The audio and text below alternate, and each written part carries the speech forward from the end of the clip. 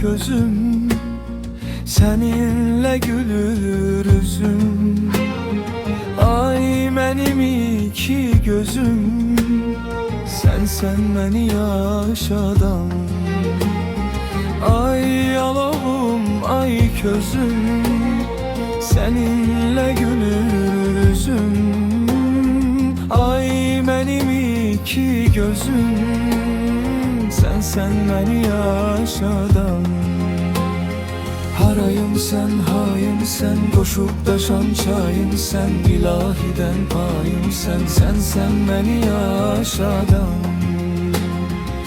Sen baharım, yazım, hoş niyetim, hoş arzum, ailenin bəxt ulduzum, sen beni yaşadan.